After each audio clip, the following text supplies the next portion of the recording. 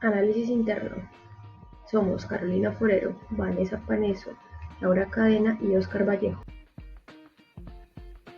El análisis interno implica mirar hacia el interior de la organización para identificar cuáles de sus recursos y de sus capacidades representan fortalezas y cuáles representan debilidades. Las ventajas competitivas son las fortalezas más preciadas en una empresa. Se generan cuando la empresa es capaz de crear valor para el consumidor, ya sea porque permita diferenciar el producto de otros similares o sustitutos o porque permita ofrecerlos a precios más bajos que la competencia. Los recursos son medios que pueden ser financieros, físicos, organizacionales y sociales ligados en forma semipermanente a las organizaciones y sobre los cuales éstas gestionan la implementación de diferentes procesos.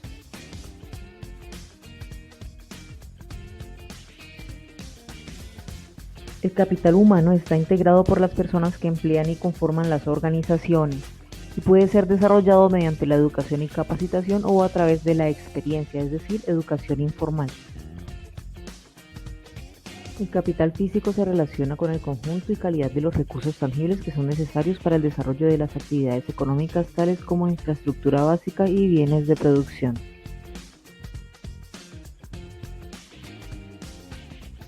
El capital organizacional involucra los recursos intangibles disponibles en las organizaciones tales como la propiedad intelectual, marcas y reputación.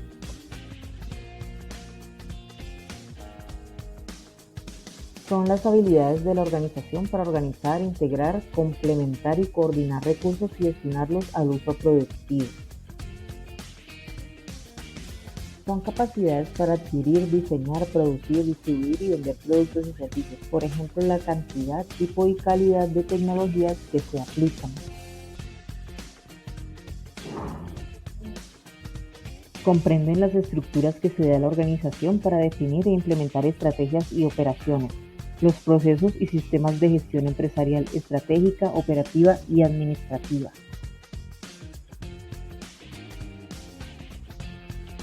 Son las habilidades para integrar en equipos técnicos a los recursos humanos y sus diferentes habilidades individuales. Están estrechamente ligadas al capital humano. Elementos formadores de ventaja competitiva. La ventaja competitiva, según Porter, es el valor que una empresa es capaz de crear para el consumidor. Esto se puede dar de dos maneras. La primera, productos y servicios diferenciados, y la otra, un precio menor a la competencia. Para crear ventaja competitiva hay que tener en cuenta 4 factores: la innovación, la eficiencia, la calidad y capacidad de satisfacer al cliente. En cuanto mejor sea la competitividad, va a aumentar su rentabilidad. Esto lo demuestra la fórmula a continuación. Según Roger, la innovación son ideas, prácticas u objetos que se perciben como nuevos. Estos tienen un doble impacto en la competitividad y rentabilidad. Hay 4 tipos de innovación: producto, mejoras en el funcionamiento y uso; proceso, mejoramiento en procesos productivos; mercadeo, mejoramiento en procesos de comercialización; organizativa, mejoramiento en estructura organizacional y funcional. Las innovaciones pueden ser incrementales, que son pequeños cambios aplicados, o radicales, que son cambios sustantivos. Existen 2 fuentes principales para identificar oportunidades. El mercado, mediante investigaciones sobre gustos, exigencias, segmentación y surgimiento de nuevos sectores de poder adquisitivo. La tecnología se refiere a las nuevas formas de hacer las cosas. La eficiencia es la combinación óptima entre insumos y factores de producción.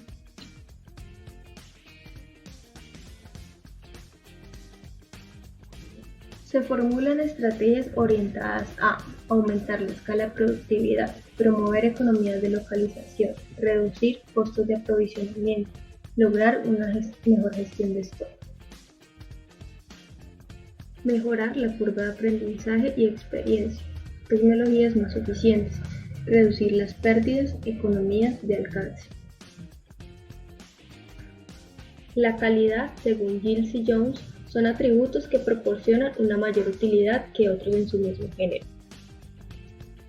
Existen dos tipos de atributos de calidad: los sensoriales, que son los que percibimos con los sentidos, y el de salud y seguridad, que ya son procesos estandarizados. Por último, tenemos la capacidad de satisfacer al cliente, que es entender a los consumidores y adaptarse a sus requerimientos. Para esto se requiere información sobre las nuevas necesidades, hábitos y tendencias. Vamos a hablar de la creación de valor. Para ello hay que tener en cuenta la ventaja competitiva, que surge del valor que la organización es capaz de crear para el consumidor. Se puede hacer de dos maneras. La primera, diferenciando sus productos, y la segunda, fijando un precio menor que la competencia, es decir, producir a costos bajos. Además, para que la empresa pueda entregar productos con valor a sus clientes, debe entender al cliente mediante acciones de inteligencia y estudios como la investigación de mercado. Para la creación de valor hay que tener en cuenta los siguientes ítems. Diferenciación. Consiste en que un producto dentro del mercado sea distinguible de los demás, lo haga único, poseedor de atributos únicos y sea reconocido por los consumidores. El valor tiene que ver también con la calidad, por supuesto, y para ello algunas empresas se someten a auditorías voluntarias a fin de obtener una certificación que se traduce en un sello. Este distintivo se exhibe en el empaque de los productos. Entre otras formas de diferenciar los productos están las innovaciones, características, envase, empaque, tamaño, innovaciones en logística, entregas justo a tiempo, diferenciación por innovaciones en servicios. Hay consumidores que valoran la atención que reciben antes, durante y después de la venta. El segundo ítem son los costos. Como bien se puede apreciar en el mercado, este ítem supone que los costos deben tender a la baja. El siguiente ítem de la creación de valor son los costos. Estos suponen precios bajos para así llegar a más personas, de manera que también se deben reducir o ajustar costos, por ejemplo, de producción o mano de obra. A continuación tenemos algunas fuentes de eficiencia de costos que son las siguientes. Primera, las economías de escala, que se centra en reducir los costos unitarios, en particular los costos fijos por unidad, lo que se logra al incrementar los volúmenes de producción. ¿Qué quiere decir esto? Supongamos una panadería produce 1000 panes. Esos 1000 panes van a tener un menor costo por unidad que si la misma panadería produjese 700 o 500 panes. El segundo ítem son las economías de alcance. ¿Qué significa eso? Que con los mismos insumos o con la misma maquinaria o con los mismos factores de producción para desarrollar un producto se puede desarrollar otro. Tercero, diseño del producto y o de los procesos de desarrollo del producto. Esto quiere decir o trata de que durante la cadena o en la fase de la cadena de valor se permiten innovaciones que disminuyen costos. Cuarto, experiencia, que se definen también como economías de escala dinámica, y esto hace referencia al conocimiento que se acumula durante mucho tiempo para de esta manera disminuir costos. Esto quiere decir que la empresa, durante el tiempo en que desarrolló el producto, se adquieren nuevas técnicas, conocimiento, aprendizaje que le permiten ahorrar tiempo, ahorrar dinero, etc. Como sexto ítem tenemos costos de aprovisionamiento, es decir, la eficiencia en costos. Como sexto ítem tenemos los costos de aprovisionamiento. En este caso, la eficiencia en costos surge cuando es posible acceder a materia prima, componentes, energía y otros artículos a menores costos que las otras empresas. Es decir, se puede reducir costos cuando se compra la materia prima por volumen y de esta manera se disminuye también el precio final. Como segundo punto de este ítem, se puede decir también que, por otro lado, también significa tercerizar actividades no centrales. Es decir, por ejemplo, sistemas informáticos, búsqueda de información, almacenamiento de información, etc. Los factores internos son las debilidades y fortalezas de una organización que ayudan a diferenciarse del mercado. Aquellos factores que hacen que una organización sea más competitiva se identifican como las fortalezas y aquellos que limiten el desempeño de esa se identifican como las debilidades. Un ejemplo de fortaleza son las buenas capacidades técnicas de los asociados para el cultivo bajo invernadero. El producto cuenta con una denominación de origen valorada por el mercado. Los asociados han desarrollado lazos de confianza. Se ha diseñado un sistema logístico eficiente que reduce los costos hasta en un 30%. Un ejemplo de debilidades son los deficientes canales de comunicación entre los líderes de la organización y los asociados, donde hay plantaciones que necesitan ser renovadas, poca experiencia en la venta formal de productos, se cuenta con un único proveedor de los principales insumos, los envases no son seguros y no cumplen con normas sanitarias, etc. Para facilitar el proceso del análisis interno, los integrantes de la empresa deben realizar una lista y valorar cada una de las principales fortalezas y debilidades que se tienen, considerando los recursos y las capacidades de cada una de las áreas funcionales. Esto incluye las habilidades emprendedoras y gerenciales, así como aspectos generales de gestión empresarial y socio-organizativa. En el siguiente cuadro hay un ejemplo de una posible lista para el análisis interno de una empresa. Es relevante tener en cuenta que los activos más importantes en una empresa son su gente, socios y trabajadores, así la presencia o ausencia de conocimientos, habilidades y talentos de las personas involucradas representan fortalezas o debilidades. Por ejemplo, si los socios son capaces de crear redes de contactos y de trabajo, ese es un talento que se debe aprovechar. Por el contrario, si el mantenimiento de los libros contables es deficiente, lo que se debe hacer es capacitarse o contratar a alguien que lo haga correctamente para superar esa limitación.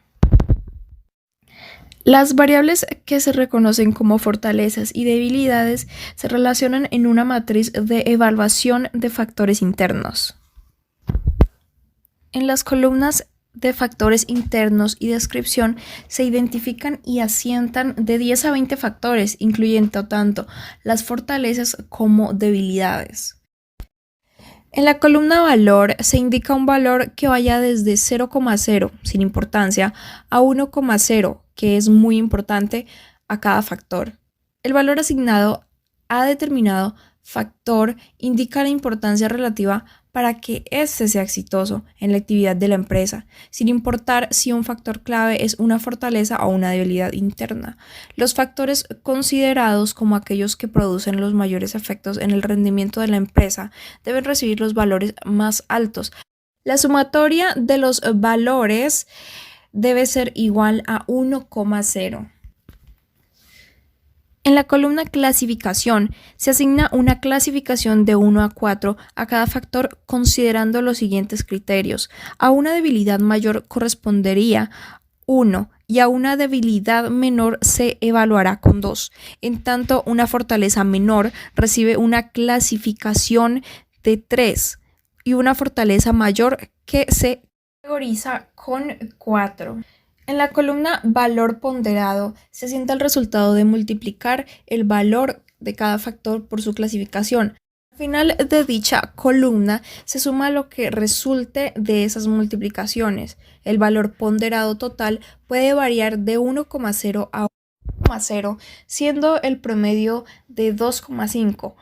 Puntajes de valor muy por debajo de 2,5 caracterizan a las empresas que son débiles internamente, mientras que los puntajes muy por arriba de 2,5 indican una posición interna sólida.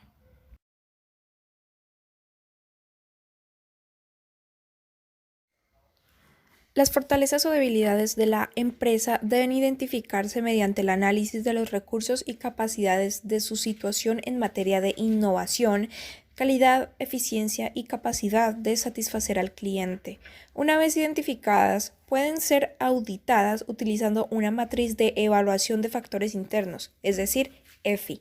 El objetivo del proceso es ubicar las ventajas competitivas, así como los puntos críticos que requieren ser fortalecidos.